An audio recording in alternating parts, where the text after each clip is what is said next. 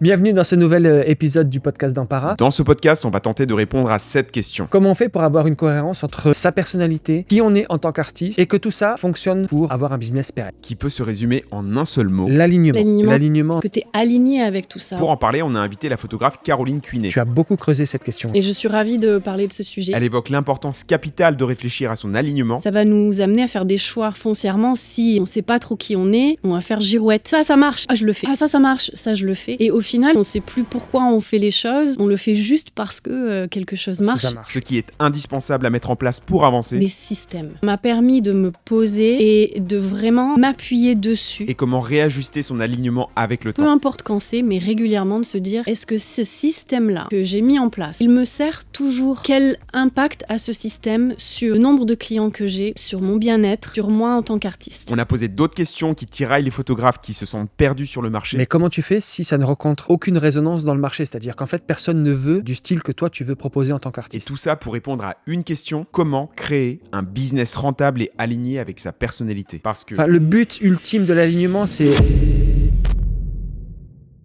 Bonjour à tous, bonjour Caro. Bonjour amis, bonjour à tous. Bienvenue dans ce nouvel épisode du podcast d'Ampara. Aujourd'hui, on va parler d'un sujet qui intrigue certains, obsède les autres, c'est l'alignement. Comment on fait pour avoir une cohérence entre sa personnalité, qui on est en tant qu'artiste, et que tout ça fonctionne en un tout efficace pour avoir un business pérenne. Et pour ça, on voulait inviter donc Caroline Cuinet.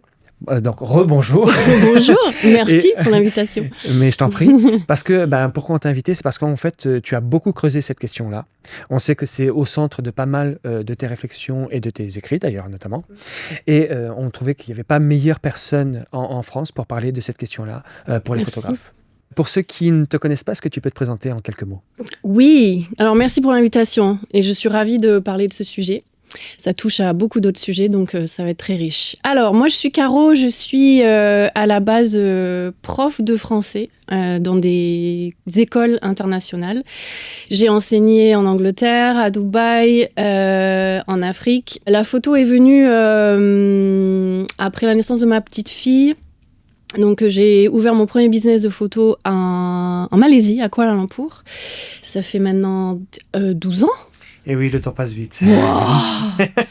12 ans et je pensais que j'avais mis l'éducation de côté, mais en fait, non. L'éducation, apprendre, transmettre, partager, échanger, me nourrir les autres, ça c'est au cœur de ce que je fais. Et la photo, c'était un peu une excuse pour le faire autrement.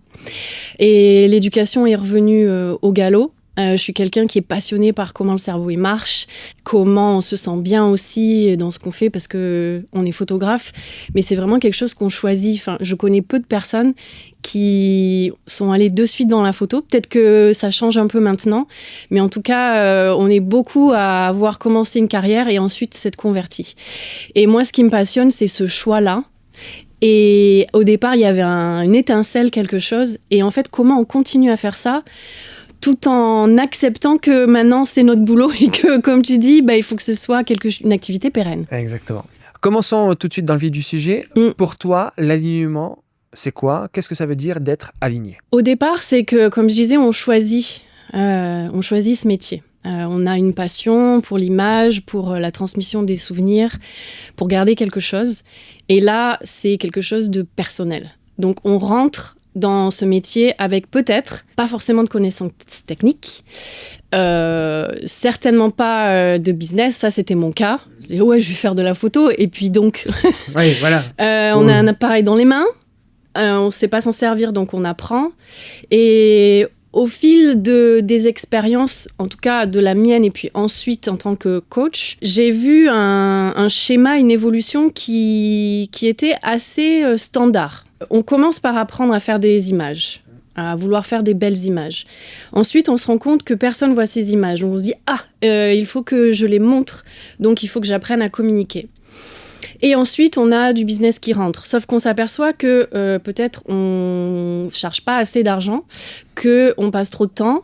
Et du coup, on dit « maintenant, il faut que j'apprenne le business ». Et c'est OK parce que le cerveau, il fonctionne comme ça. C'est difficile d'apprendre quelque chose de nouveau et de faire, alors déjà une chose, mais aussi 3 choses.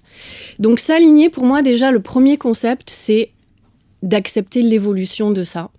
Et qu'on ne peut pas tout faire en même temps aussi. Et quand on a accepté un peu que toutes les casquettes qu'on doit porter en faisant ce métier qu'on a choisi, il va falloir passer par des paliers. Donc au début, voilà, c'est personnel, c'est chercher son style et c'est un moment aussi qui est très prenant. Parce qu'on va aller regarder ce que font les autres, on va commencer à se comparer. Et c'est pour ça que l'alignement, ça va être très important. Parce que ce qui va compter, c'est moi, donc de venir un peu à soi. Pourquoi on a commencé ce métier en premier lieu. Et ensuite, c'est la notion de connaissance et de ressources. Ressources de temps, ressources de là où on est aussi dans notre vie. Si on a des enfants en bas âge, on va pas avoir le même temps que quand on a des ados ou si on n'a pas d'enfants. On va pas avoir les mêmes ressources de connaissances ou de techniques, mais tout ça, ça va bouger. Et donc, il y a une espèce de forme d'acceptation que l'alignement, c'est pas un but, c'est un chemin. Pourquoi c'est aussi important pour toi d'être aligné ? Ah, tellement de raisons. Déjà parce que la vie, elle bouge énormément. Et donc, quand on rentre dans ce métier, on peut avoir des envies, des besoins et aussi peut-être des désirs. Par exemple, moi, je me disais, j'aimerais trop voyager avec mon métier. Et ça nous donne un but, ça nous donne un goal, ça nous donne une motivation. Sauf que il peut y avoir un désir et un goal, mais on n'a pas les connaissances, ou on n'a pas la confiance, ou on n'a pas les ressources. Ça peut être aussi des personnes qu'on connaît. On n'a pas tout ça pour arriver là. Donc, il y a une espèce de fossé qu'on doit réconcilier. Et ça va nous permettre d'avoir des notions de « Ah, qu'est-ce qu'il va falloir que je fasse pour en arriver là ? Quelles sont mes forces ? Les optimiser et vraiment les pousser parce qu'il ne faut pas juste que travailler sur là où on n'est pas très fort, où on ne sait pas encore des choses, mais c'est optimiser ces forces-là. Et s'aligner, pour moi, ça veut dire qu'on n'a pas juste une idée du désir, on veut vraiment aller là. C'est pas par rapport à d'autres choses, pas par rapport à une idée qu'on se fait du métier, parce qu'on peut se dire oui, j'aimerais voyager, mais y a plein de choses qui sont pas cool derrière voyager en photo. On passe pas du temps avec sa famille. Ouais. C'est aussi beaucoup de contraintes, c'est beaucoup de charges. Donc on peut avoir une idée de quelque chose, mais après, si on le fait une fois, deux fois, on se dit ah putain, en fait non. En fait, c'est comme le métier aussi de photographe. C'est genre tout le monde passe se lance par passion.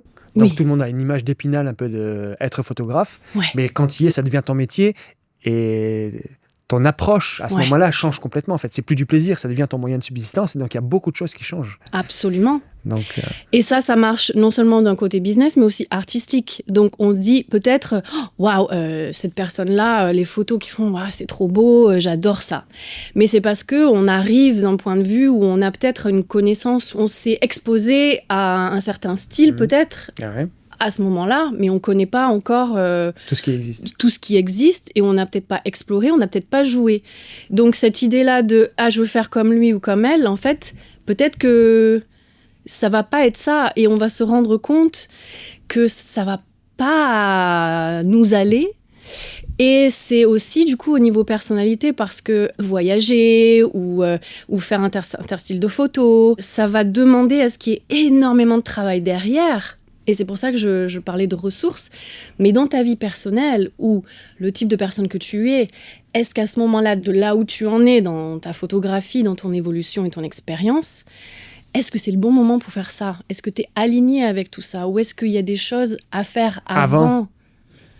Et donc, pour moi, c'est ça qui est très important. Et en plus, comme on choisit cette vocation, ce métier, autant le faire avec le plus de plaisir possible et de sérénité, surtout dans un contexte dans lequel on a de l'IA, on a des réseaux sociaux, on a des influences et des espèces de codes qui sont nés, et on se dit, il faut que je suive ça. Mais en fait, ça nous fatigue. Quand tu parles d'alignement, c'est une espèce de s'interroger sur qui on est, ce qu'on veut, et d'essayer que tout ça rentre en résonance, en fait, qu'on concorde Ouais, et que ça va évoluer, que ça va changer. Et d'accepter que ça puisse évoluer. Et d'accepter ça, et de se dire, non, en fait, non. Ok. C'est ok, en fait, c'est ça. peu importe ce que c'est. Et d'ailleurs, c'est pour ça que je trouve qu'il y a beaucoup de photographes qui évoluent non seulement dans leur style, mais aussi dans les prestations, dans les services qu'ils vont offrir à leur audience. Il y a des personnes comme moi qui s'étaient dit alors plus jamais l'éducation. Et en fait, c'est dommage puisque c'est quelque chose que j'ai fait pendant 12 ans, qui m'intéresse toujours. Et donc, en fait, c'était à moi aussi de m'aligner avec ça, de me dire pourquoi je laisse ça de côté alors que je peux aller chercher des petites notions, déjà les appliquer à moi, mais aussi à transmettre et à continuer à partager ça d'une autre manière, dans un autre contexte. Ok. Pour encore essayer de partir sur cette définition d'alignement, une personne qui est désalignée, ça ressemble à quoi pour toi? Ou qu'est-ce qu'elle ressent en elle? Bon, je vais prendre mon exemple. Oui, bien sûr.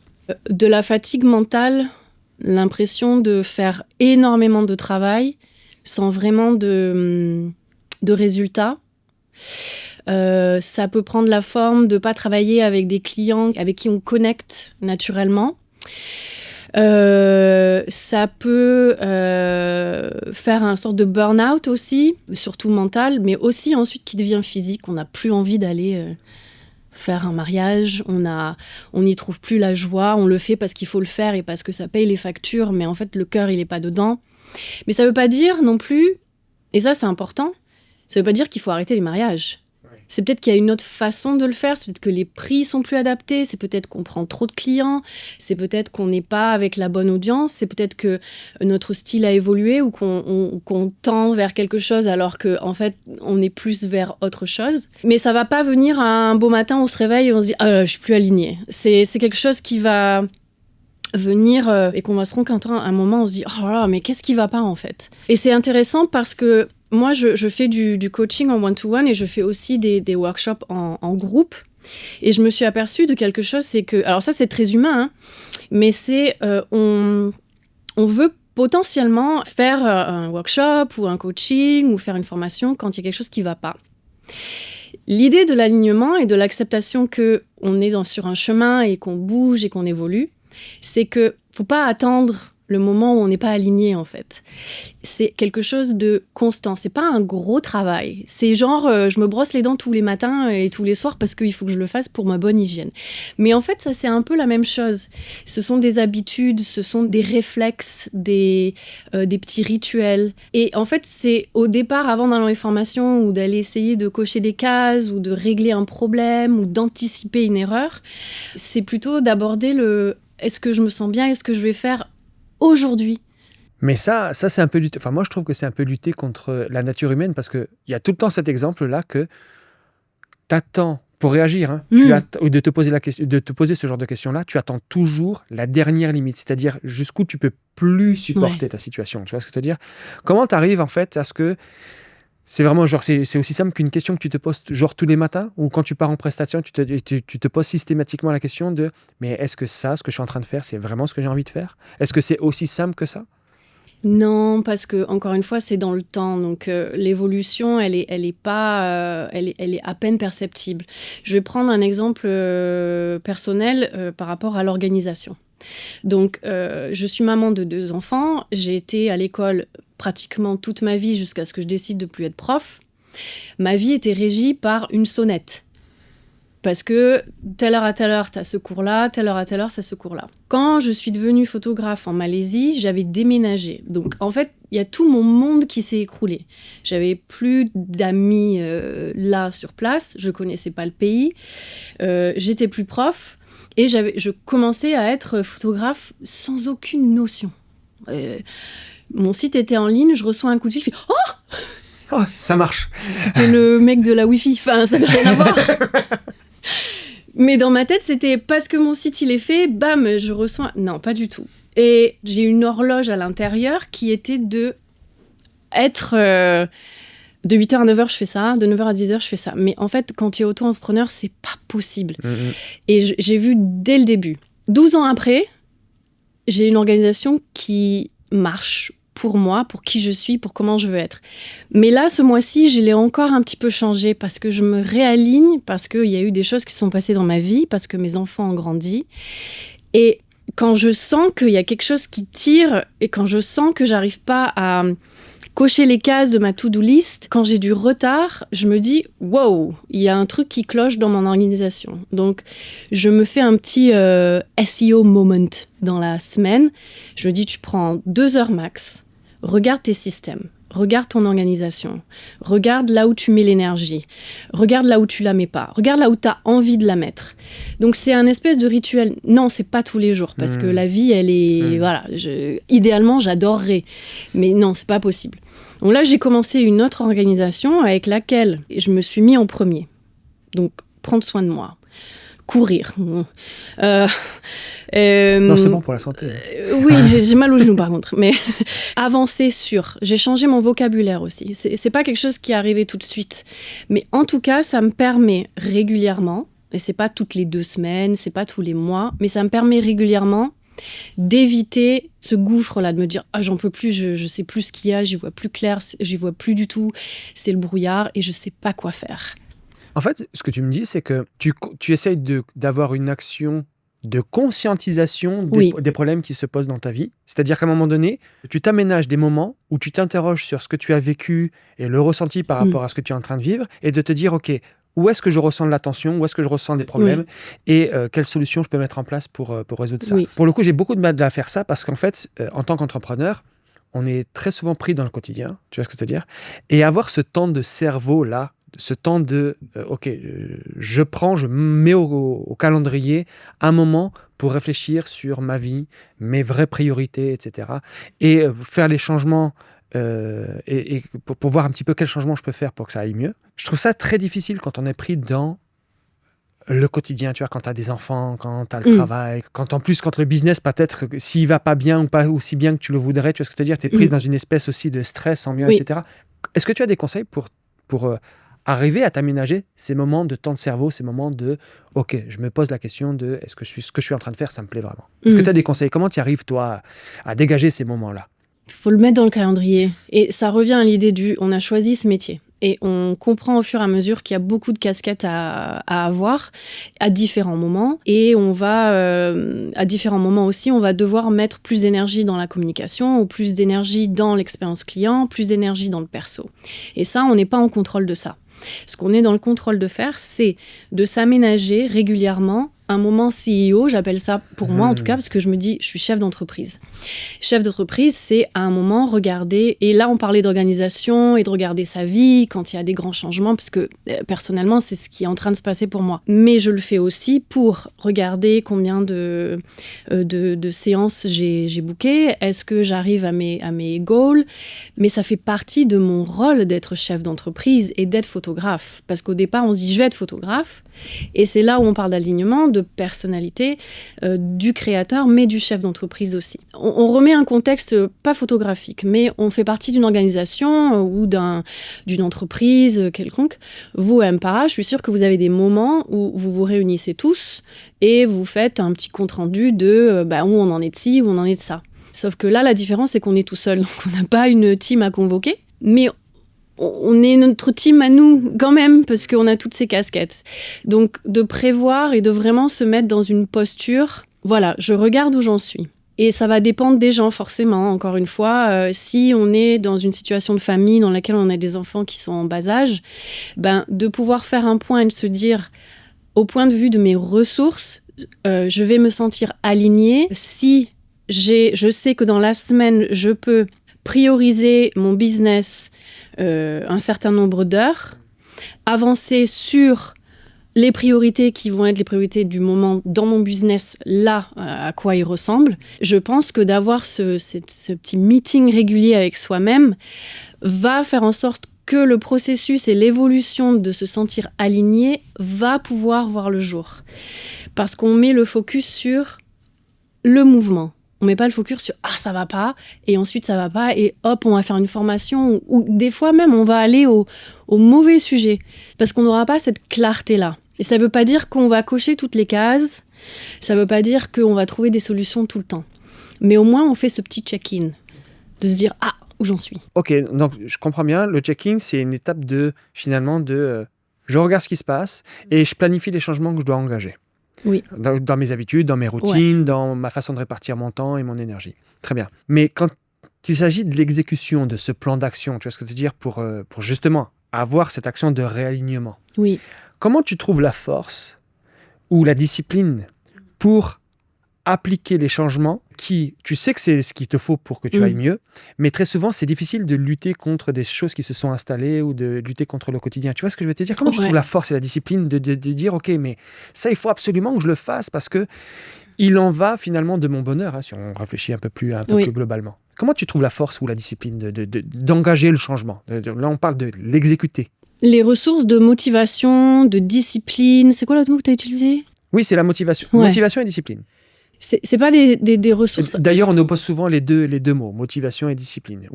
Très souvent, on dit que la motivation, c'est l'énergie qui te vient à l'instant T parce que tu es hypé, parce que c'est le changement, etc. Versus la discipline qui, elle, est quelque chose de beaucoup plus régulier, où il n'y a peu ou pas d'affect et que tu le fais un peu en mode... au début, tu le fais un peu en mode machine, robot, mais pour installer une nouvelle habitude qui, après, tu trouveras peut-être un peu plus de plaisir dans la nouvelle habitude que tu... et qui générerait de la motivation, du coup? Non, parce que la motivation, en gros, c'est genre... on oppose ça un petit peu... Enfin, moi, je trouve qu'on oppose ça un petit peu comme l'amour-passion versus l'amour au fil des ans dans un couple. Tu vois ce que je veux dire? Genre, la motivation, c'est ce que tu peux avoir, genre, la nouvelle année... Tu as un appel de motivation, enfin, tu as de la motivation parce que tu te dis, OK, c'est la nouvelle année, alors que c'est juste le mardi et qu'hier on était lundi, tu vois ce que je veux dire? Mais disons que tu te mets dans un mood où alors l'été arrive et tu te motives à faire du sport parce qu'il va falloir que tu te balades en maillot de bain, tu vois ce que je veux dire? Et donc, tu as ponctuellement de la motivation. Alors que la discipline, c'est quelque chose que tu t'imposes un petit peu à toi-même parce que tu raisonnes et que tu conscientises que, en fait, il te faut ça pour que tu ailles mieux sur le long terme. Et donc, en fait, tu te poses plus la question que si tu es motivé ou pas. Juste, tu le fais. Tu le fais. Et donc, toi, ta question, elle porte plus sur la discipline. Comment tu trouves des ressources, soit de motivation, genre, est-ce que tu es capable de te motiver ou est-ce que ou alors, comment tu es capable de te discipliner? Est-ce que tu utilises des outils ou des choses comme ça pour trouver la force du changement, en fait? La motivation, d'un point de vue humain et puis de tout, en fait, c'est pas une ressource intarissable. C'est-à-dire que ça dépend de tellement de choses, de l'avoir ou de pas l'avoir. Donc, c'est un peu genre, en fait, n'y compte pas dessus. Parce que tu sais pas. Si elle est là, très bien, et tu vas te sentir bien, très bien. Pour ce qui est de la discipline, et qui fait le pont un petit peu entre je peux pas contrôler le degré de motivation avec lequel je vais entamer cette journée, cette semaine, ce mois-ci ou ce trimestre, c'est, à mon sens, et ce que j'avais pas quand j'ai commencé, c'était de comprendre qu'il fallait que j'ai des piliers pour me soutenir et pour soutenir mon business quand j'ai pas la force, pas la motivation, et potentiellement quand j'ai pas forcément la discipline. Donc des petites choses que j'ai mis en place, des systèmes, des outils qui me permettent vraiment de compter dessus. Ça prend plusieurs formes. Ça peut prendre la forme de plateformes comme PeakTime. PeakTime, c'est une plateforme qui a pour mission de venir soutenir les photographes dans leur art. C'est-à-dire qu'eux, ils proposent des outils qui vont optimiser notre communication, notre marketing et notre business en proposant des boutiques.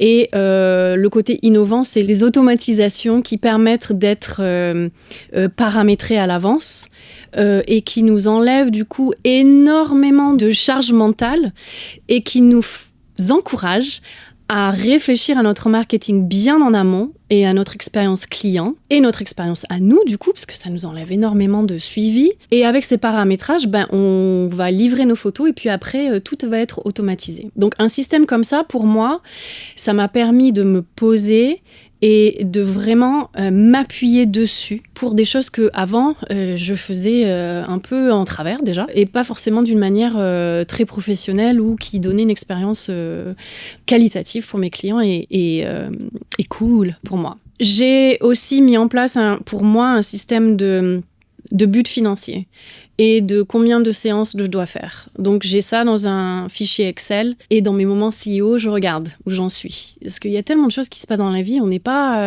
un ordinateur à tout mémoriser. Donc ça, c'est important pour moi d'avoir et une vie d'ensemble et de là où j'en suis. Ça me permet de affiner un petit peu mes actions et là où j'ai besoin de mettre de l'énergie. Et ça, c'est motivant. parce qu'on a un goal, parce qu'on n'y est pas encore, mais on se dit, j'ai encore du temps pour y arriver, j'ai l'opportunité, c'est une question de mindset aussi, j'ai l'opportunité de contrôler ça et de changer la donne. Donc des systèmes en place, des workflows solides, vraiment solides, c'est hyper important, et d'avoir des stratégies en place. Et ça, quand on commence et quand on choisit ce métier, eh ben, ça enlève tout le glamour et le sexy d'être photographe. On va pas se mentir. Ouais, Mais aussi, c'est ce qui donne cette discipline, cette posture, cette confiance. Et c'est OK de ne pas avoir la motivation et de laisser quelque chose de côté pendant 1 jour, 2 jours, si on n'a pas l'énergie, si on est malade, si la vie perso est arrivée, parce qu'on sait qu'on a ces systèmes en place et qu'on va pouvoir se remettre dans le système sans qu'il y ait de casse. Parce qu'il faut aussi essayer, et je pense que ça c'est le mal du maintenant, l'illusion de l'urgence. Ça je trouve que c'est vraiment destructeur. Il faut faire tout de suite maintenant, je peux pas me reposer, c'est pas OK si j'ai pas la réponse tout de suite. Et ça, il faut vraiment qu'on se calme là-dessus. Je me mets dedans. Hein. D'ailleurs, c'est mon goal pour cette année. Okay. L'illusion de l'urgence. Non, on a le temps. C'est OK si c'est pas parfait. C'est OK, on fait. Et on voit. Oui. C'est ça. Okay. Donc la discipline, je pense que c'est une posture. C'est des systèmes, c'est des workflows. Et c'est... Si on revient à la question de l'alignement, c'est les laisser respirer. Et c'est pour ça que c'est important d'avoir ces petits moments de, peu importe quand c'est, mais régulièrement de se dire, est-ce que ce système-là que j'ai mis en place, je sais pas moi, il y a 2 ans, il y a 1 an, il me sert toujours? Quel impact a ce système sur le nombre de clients que j'ai, sur mon bien-être, sur moi en tant qu'artiste? Et si on peut faire un état des lieux et qu'il se dit, ouais, ça marche nickel, je suis content.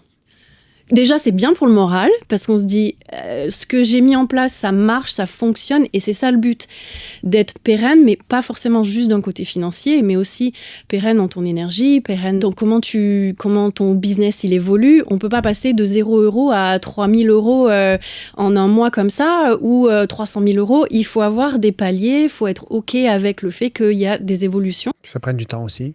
Et ça, ça prend du temps. Et ça, c'est une question d'alignement petit à petit. Et si on trouve des petites failles, on se dit, non, je vois que je sens un truc. Bon, regardons le système.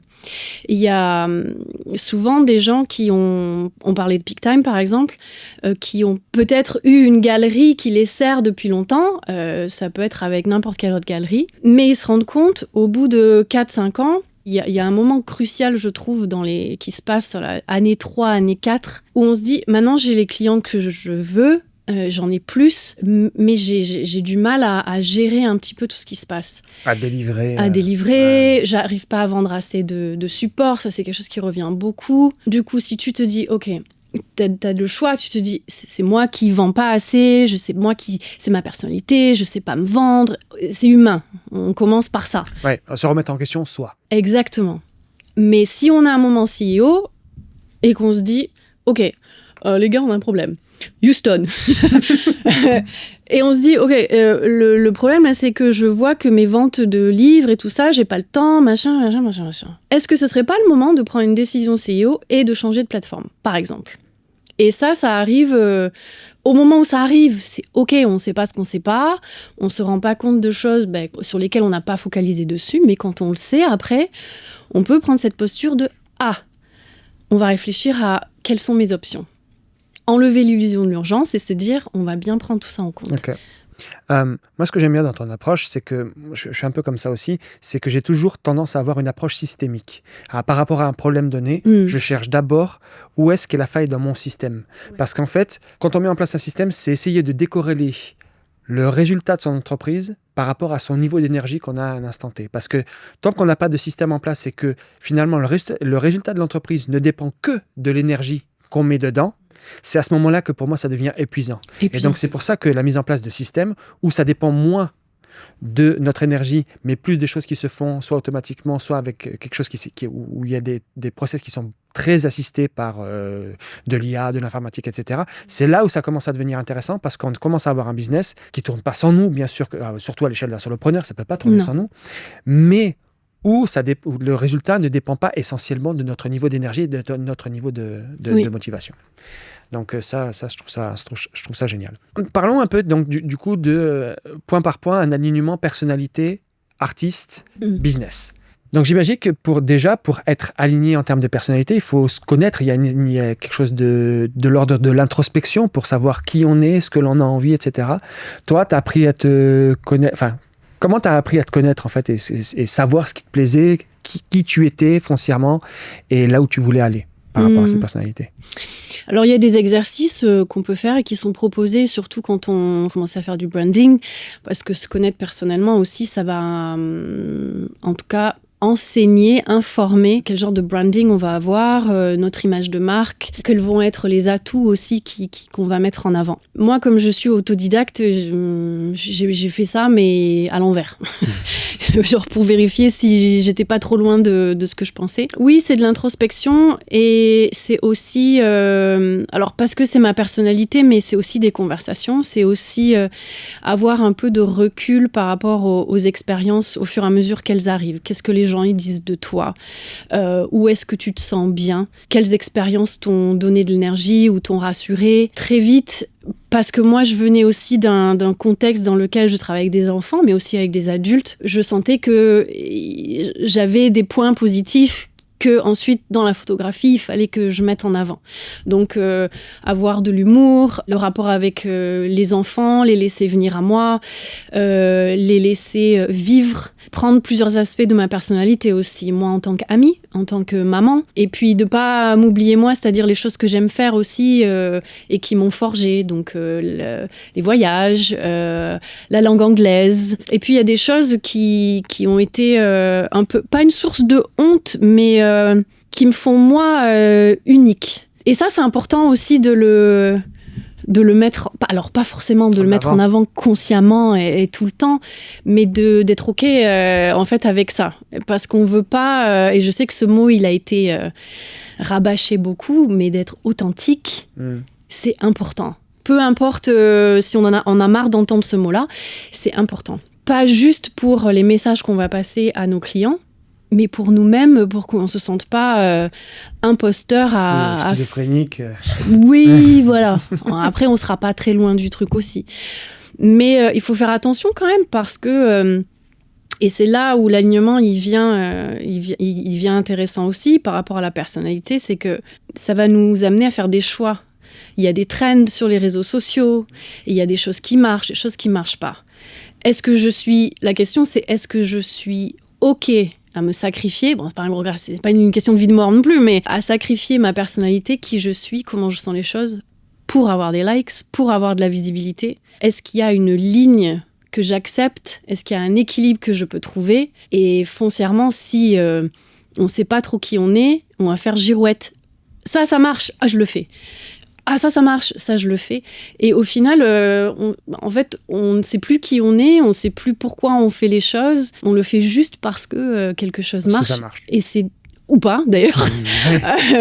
Mais c'est dommage parce que ça, je pense que ça a un réel impact sur notre confiance en nous, sur les offres ensuite et comment on se comporte avec les gens. Nous, on est des solopreneurs. Notre business, c'est nous. Donc, si au niveau personnel déjà, on n'est pas solide, confiant avec nos imperfections, que c'est OK, et qu'on ne fait pas les choses à notre manière, avec nos couleurs, avec notre voix, et avec toutes les imperfections qui font qu'on est unique, moi, je pense que ça va avoir beaucoup d'impact sur les prestations, sur comment on va aussi se sentir quand on est en séance photo, comment on va se comporter avec d'autres prestataires. Et forcément, ça a un impact ensuite sur est-ce que vraiment je vaux les 6 000 € que je fais à mon mariage, que je veux faire pour les mariages. Ok. Justement, tu soulèves un point intéressant. Comment tu gères les tensions qui peuvent se créer entre, par exemple, qui tu es avec ce que demande le marché ou ce que demande le métier? Je te donne un exemple ultra concret.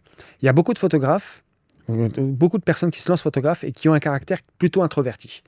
Pourtant, comme tu l'as dit, quand tu es photographe pro, tu deviens un business. Donc du coup, ça nécessite que tu aies des actions de vente, tu as un aspect commercial et marketing, tu vois ce que je veux dire, que tu ne peux pas éviter si tu veux ériger un business pérenne. Et donc du coup, il y a ces personnes-là qui se retrouvent en tension entre « je suis introverti », mais il faut que je me montre, ou il faut que je vende, ou il faut que je démarche, etc.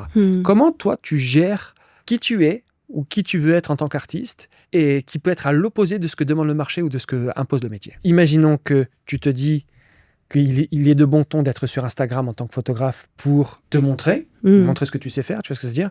Pour autant, tu es introverti, il est impensable pour toi de te montrer face cam et faire des réels, tu vois ce que je veux dire, pour construire ton compte Instagram. Tu parlais tout à l'heure des ventes, tu vois ce que je veux dire, vente de support, etc. Tu sais que pour ton business, c'est important que tu fasses des ventes additionnelles au niveau des supports pour faire grossir ton panier moyen. Pour autant, toi, tu ne te sens pas du tout l'âme d'un commercial qui va pousser des supports pour générer de la vente additionnelle. Oui. Tu vois, en fait, c'est ces dimensions-là. Parce que toi, tu veux juste, en gros, faire des photos et c'est tout ce que tu veux faire, en fait. Oui. Et tu espères que ça marche comme ça, mais ça ne marche pas comme ça. Donc, comment tu gères ça ? Alors, la première chose qui me vient à l'idée, on a plutôt tendance à... Alors, quand on parle de personnalité, c'est normal, on va commencer les phrases par « je suis ». Donc, je suis introverti, je suis extraverti, je suis timide, je suis patient, je suis gentil, et voilà. Et là, il y a une nuance à laquelle réfléchir, c'est de ne pas commencer par « je suis », mais d'avoir des verbes.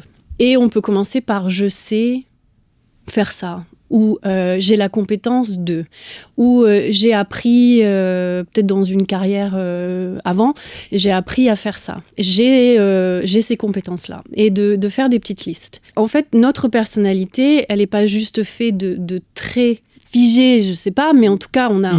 Inné. Oui, voilà, on a quand même naturellement, on est comme ça, on n'est pas comme ça. Bon, ça évolue, puisqu'on peut faire évoluer un trait de personnalité. Mais la personnalité, on va aussi avoir des compétences. C'est pas parce qu'on est introverti qu'on ne va pas savoir avoir une conversation avec quelqu'un pour présenter une prestation qu'on fait, comment on la fait. Donc, à partir du moment où on peut avoir une petite liste, même si elle n'est pas énorme, de compétences ou de choses qu'on sait faire, la mesurer entre guillemets avec ce qui est demandé de nous en tant qu'entrepreneur photographe. Donc, il faut savoir communiquer, il faut savoir se vendre, il faut savoir tout ça. Ensuite, gérer les ponts. Qu'est-ce qui me manque ? Je comprends ce que c'est le marketing, j'ai un branding, mais je ne sais pas encore bien comment et où le faire ou à qui. Et donc, en fait, ça enlève cette histoire de personnalité. Maintenant, on a le focus, on a dit à notre cerveau, focalise-toi sur ce que tu peux faire, sur ce que tu peux apprendre, ce qui va ensuite amplifier nos ressources. Et donc, enclencher ce petit mouvement d'alignement entre personnalité, compétences, entrepreneur et ensuite artiste. Donc, c'est aussi de pouvoir prendre un peu du recul. Et ça marche aussi dans l'autre sens. J'ai pas de clients, donc je suis nulle. Ou j'ai pas de likes sur mes photos, donc je suis pas un beau photographe. Il y a plein de facteurs qui vont rentrer en jeu. Et pour le mindset, l'état d'esprit, ça, c'est incroyable l'effet que ça peut faire. Je suis un humain doté de capacités, de compétences. Et à tout moment, je peux choisir d'avancer là-dessus. Et de choisir aussi sur quoi je vais avancer. Donc pour moi, ça serait quand on commence à se dire « Ah, je suis pas ça, donc je peux pas faire ça bien », c'est non, je sais ce qu'il y a à faire, quelles compétences je peux utiliser. D'ailleurs, dans ces compétences-là, je suis sûre qu'il y a des forces, c'est comment les amplifier aussi. Ça, c'est une action, c'est un process qui est logique, dans le sens où j'ai pas la compétence, je sais qu'il me la faut pour que mon business soit plus pérenne, et je décide de l'acquérir. Le problème sur lequel j'ai envie que tu nous partages ton point de vue, c'est oui, mais si tu n'en as pas envie, parce que c'est pas du tout toi, tu vois ce que je veux te dire. Je comprends que c'est important. Ouais. Pour autant, c'est pas une histoire de compétence, c'est pas une histoire que je ne peux pas apprendre, c'est que je ne veux pas apprendre, parce que je ne veux pas faire ce qu'il faut faire. Donc du coup, est-ce que tu serais pour dire que finalement, à un moment donné, si tu veux que les choses progressent, il faut te faire violence parce qu'il y a des choses qui sont nécessaires, ou est-ce que tu peux dealer, trouver des moyens alternatifs de trouver ton chemin à toi, tu vois ce que je veux dire ? Ah oui, moi je serais plutôt pour la deuxième option. Des alternatives. Oui, parce que, par exemple, moi, les reels là, et on se met en scène avec des voix qui sont pas les nôtres, et genre POV ou je sais pas... Non. Ok. Tu dis non, ça passera pas par moi. Non. Ah non, ça, voilà. Over my Cette folie ne passera pas par moi. Non. Non, pour plein de raisons. C'est pas... J'ai pas les ressources de temps. Ça m'intéresse pas. Je n'ai pas envie. Tout ce que tu as dit là. C'est pas ma personnalité. J'ai pas envie de me montrer d'une manière qui va pas me refléter moi. Les gens qui me connaissent vont se dire mais qu'est-ce qu'elle nous a fait là, Caro ? Moi-même. Donc moi, mon alternative, c'est de... Alors, j'ai pas fait ça, mais je me mets dans la... On va dire, je veux absolument pas faire ça. Qu'est-ce que je fais ? Donc, je repars vers qu'est-ce que j'aime bien faire. Qu'est-ce que mes nuances entre là, le côté real ou non, non. Une situation un peu inconfortable, mais qu'on se sent capable de faire ou qu'on se dit allez, je veux bien. Voilà. Et puis, ne pas le faire du tout et s'obstiner à juste non. Parce que les choses, elles changent et qu'il faut bien aussi, non seulement s'aligner avec nous en tant qu'entrepreneurs, artistes et notre personnalité, mais il faut aussi être conscient de la réalité autour et trouver sa place aussi. Parce que il faut être aussi conscient que dans l'audience, pas tout le monde kiffe ces reels là qui voilà les gens. Je suis sûre qu'il y a d'autres personnes comme moi qui disent j'en peux plus et tu vois. J'ai unfollow pas mal de gens comme ça, moi. Je comprends. Mais l'audience, elle est différente aussi. Donc, il y a l'illusion de l'urgence, mais il y a aussi l'illusion de parce qu'on voit que ça. On se dit que c'est ça qui marche. Ok. Mais notre audience à nous, c'est ça qu'elle veut vraiment ? C'est ça qu'elle veut voir de nous ? Ou est-ce qu'elle veut entendre ce qui va leur amener de la confiance en notre service, en notre expertise ? Est-ce qu'ils vont vouloir se sentir bien accompagnés, que si nos enfants ils font n'importe quoi, cette personne, elle va être la bonne personne pour ça ? En faisant des reels d'acteurs et machin, je sais pas si ça va donner ça. Alors, est-ce que c'est un accroche et qu'après, il y a le bon message ? Ok.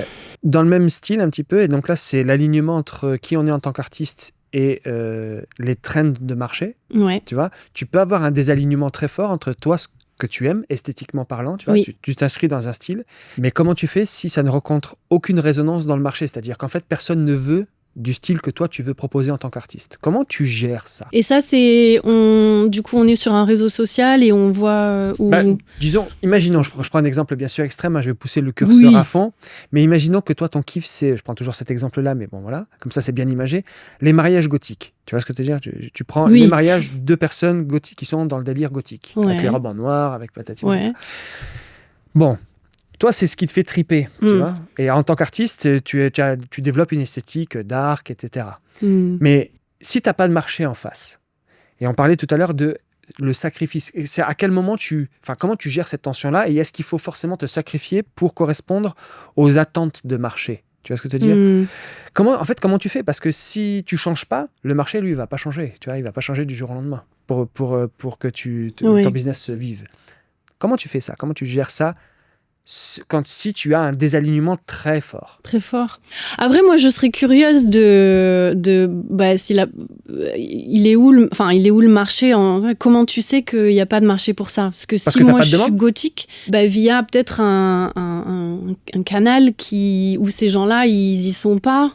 Potentiellement. L'année dernière, à la conférence de Cocktail, moi, je me suis jamais retrouvée dans cette situation-là, donc c'est difficile de me positionner avec cette expérience. C'est pour ça que je prends cet exemple. Mark Horton, il est photographe anglais. Et il a un style très, très, très, très marqué. Alors, peut-être parce que c'est en Angleterre et que, je sais pas, le marché, il est peut-être différent aussi. Plus tolérant, plus ouvert peut-être aussi d'esprit. Ouais.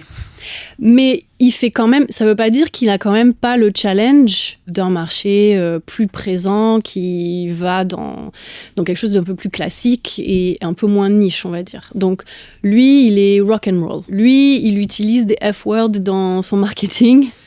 Il est tatoué, il boit de la bière et du whisky. Il a exagéré. En fait, au lieu de se sacrifier, il a fait l'inverse. Il a mis la pédale d'accélérateur à fond. Il a dit, c'est mon positionnement. This is me. Si tu veux quelque chose de rock'n'roll, c'est moi sur Terre et personne d'autre sur Terre. Sans excuse. Et ça veut dire que ça va vraiment parler. Alors peut-être que ça va mettre plus de temps à trouver ton marché, mais une fois que tu es dedans. Et donc, lui, il refait son branding tous les ans, pratiquement. Des petites nuances. Mais il regarde les trends. Et il se dit, comment ça rentre dans ma trend à moi ? À un moment, il avait dit les mariés en rose pétant. Là. avec des décors anglais qui sont sombres, qui sont rouges là avec les briques et un peu industriels. Mais esthétiquement, peut-être c'est pas ta cam, mais ça pète.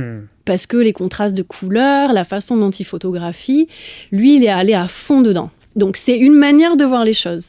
Sans excuse, c'est là qu'on va. Je comprends. Ça me fait penser à une anecdote aussi où c'était Greg Finn qui partageait ça et qui disait qu'il y avait des couples de pays slaves, je ne sais plus exactement, un couple de photographes de pays slaves de mariage qui n'avaient pas de marché sur place sur le mariage fine art. Oui. Tu vois.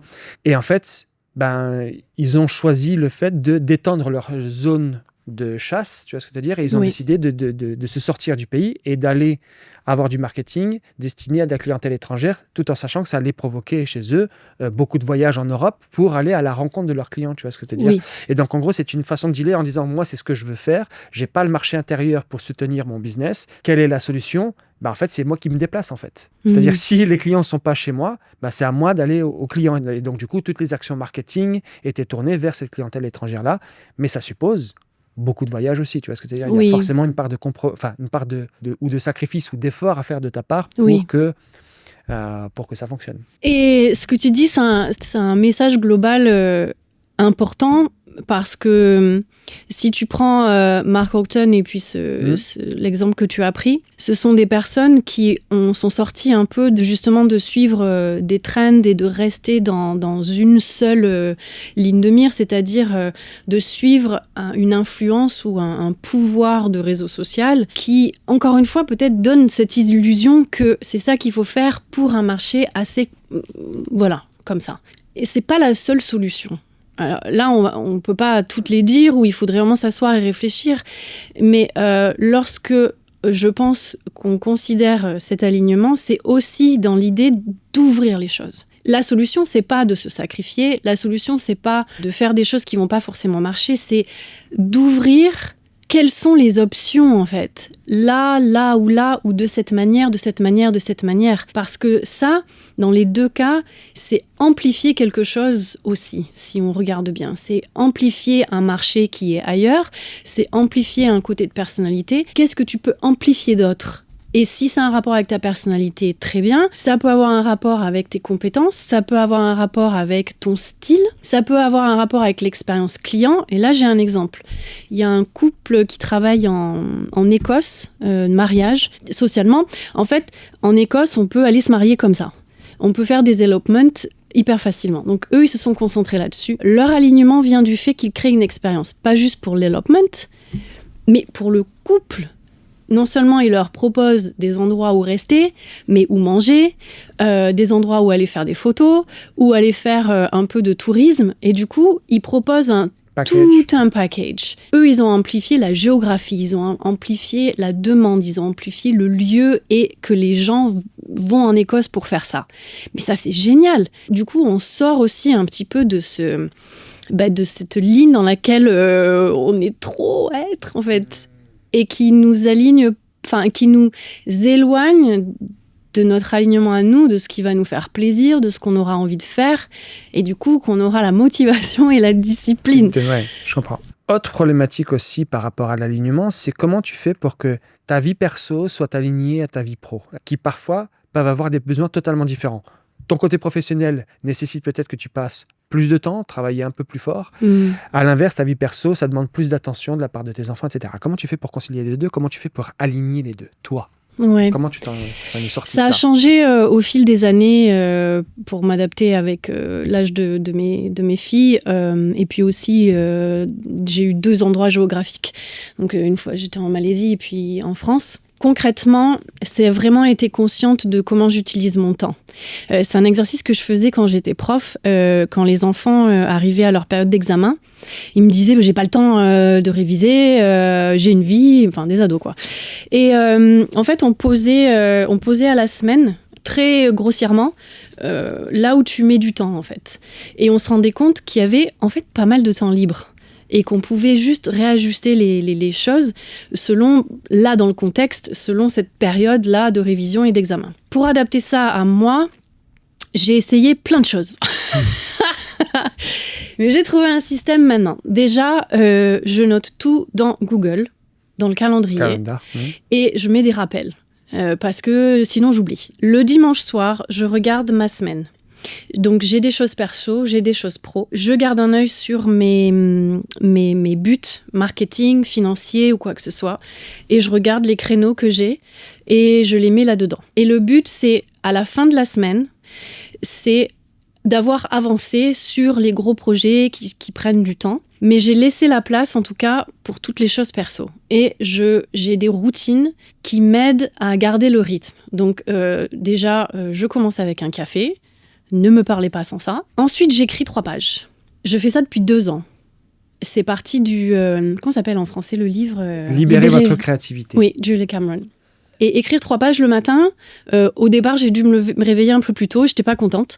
Mais ce que ça fait, c'est que ça libère énormément de choses. Et donc, quand j'ai combiné un peu tout ça, le dimanche soir, regarder à quoi ma semaine elle ressemble, bloquer du temps, laisser un peu du temps de libre parce qu'il y a toujours des imprévus et des choses comme ça, bien cadrer mon perso et mon pro, écrire 3 pages tous les matins, café 3 pages tous les matins et bouger mon corps. Déjà, je suis vachement plus focus pour la journée.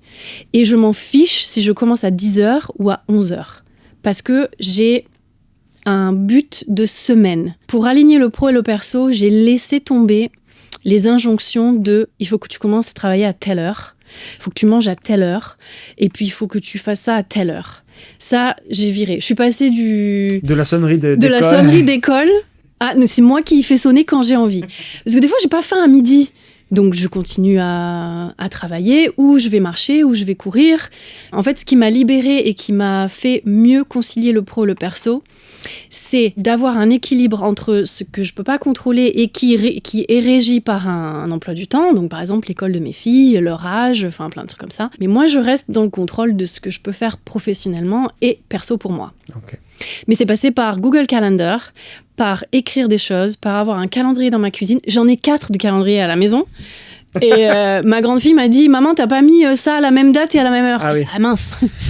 Mais je suis obligée, puisqu'on jongle avec tellement de choses. L'enfer de synchronisation de tout ça.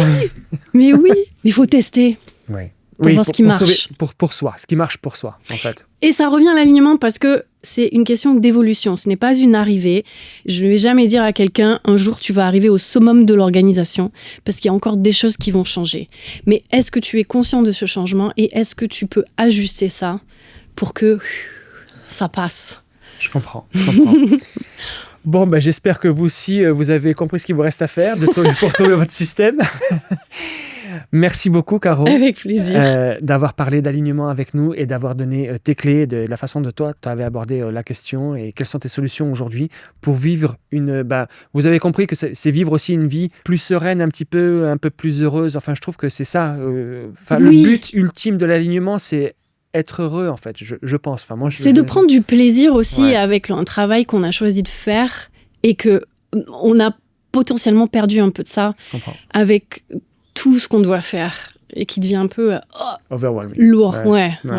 Merci de nous avoir suivis. Si ça vous a plu, n'hésitez pas à nous liker sur notre chaîne YouTube ou sur les chaînes de podcast. Caro a introduit pas mal de notions qui sont aussi expliquées de façon plus profonde dans tes formations, notamment, parce que ça, c'est des choses que tu mets dans tes formations sur un par un, notamment dans tes bouquins, enfin, dans tes écrits d'une manière générale. Dans le livre, il y a des petites notions, oui. Exactement. Donc, vous pourrez retrouver, on vous mettra en description de cet épisode là où on peut te retrouver sur tes réseaux, les écrits que tu as fait et les formations aussi que tu as dispensées pour aller, bien sûr, en 1 heure, on ne peut pas tout expliquer et rentrer dans le détail de tout et de comment on met en place ce genre de choses. Si je peux me permettre... Mais vas-y, je t'en prie.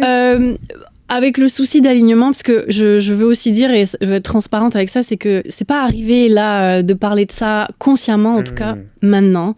C'est quelque chose qui est sous-jacent depuis longtemps dans ce que je fais. Mais là, j'ai fait exprès pour me réaligner avec moi-même, justement, de le mettre en avant. Et ça m'a permis de commencer, en tout cas, à changer la manière dont aussi je m'adresse à mon audience. Et du coup, j'ai déplacé un petit peu, tu parlais de mes écrits, j'ai déplacé cette conversation, parce que c'est une conversation, sur Substack, qui n'est pas une plateforme qu'on connaît beaucoup en France, Mais c'est justement là où je pense que je vais pouvoir parler de tout ça, avoir des discussions et des échanges. Et j'ai commencé une petite routine qui va permettre aux gens justement de travailler sur cet alignement en toute sérénité. Très bien. Voilà. Pareil, on remettra Voilà. c'est pour ça qu'on est allé voir d'ailleurs pour préparer l'interview. Ah, Ouais, c'est très intéressant. Allez voir et on mettra ça en description. merci beaucoup. Merci beaucoup, Caro, pour la 3e fois.